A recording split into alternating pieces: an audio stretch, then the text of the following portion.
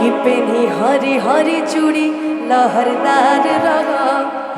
कि संगे चले के शिवाला तैयार रहा कि लफुआ के बुधिया मन सोना हो सुधार के कि मथावा पटिका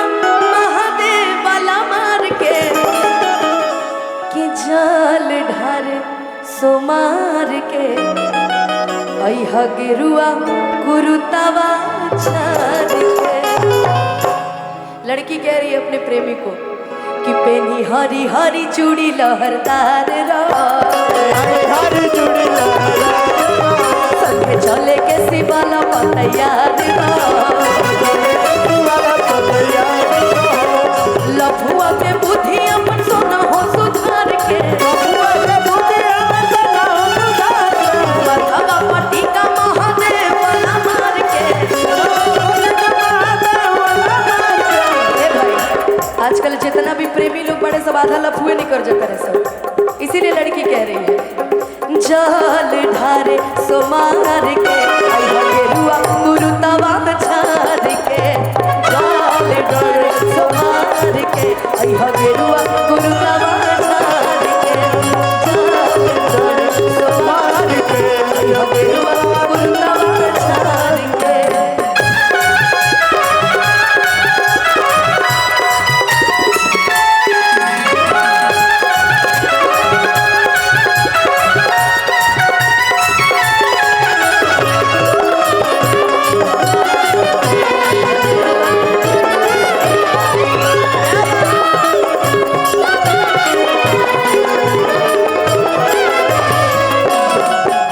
सावन में शिव जी के मनावल जाई हो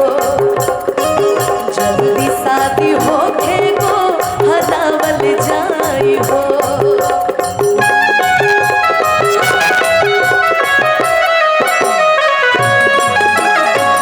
मनी भैया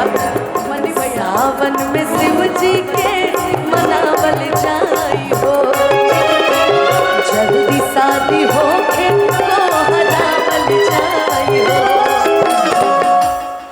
उनके रही मरजी हो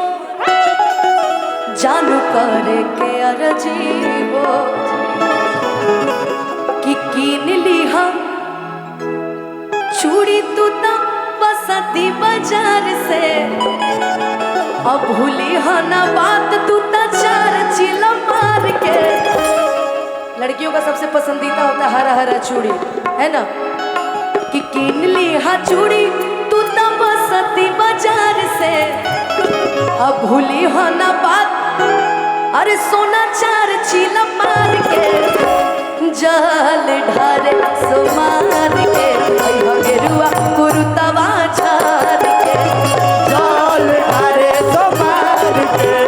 गेरुआ कुरुतवा छाड़ के जल ढारे सोमार के गेरुआ कुरुतवा।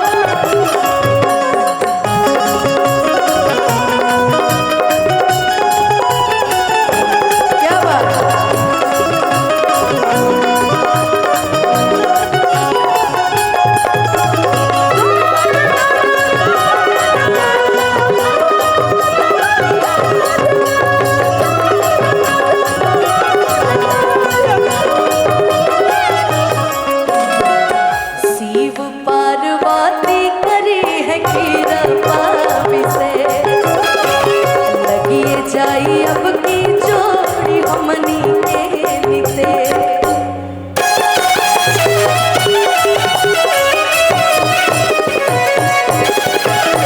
शिव पार्वती करे है कृपा लगिए जाई अब की हमनी जोड़ी निते कि जवन बाबा के रही माँ किन लिहा धतुरा भा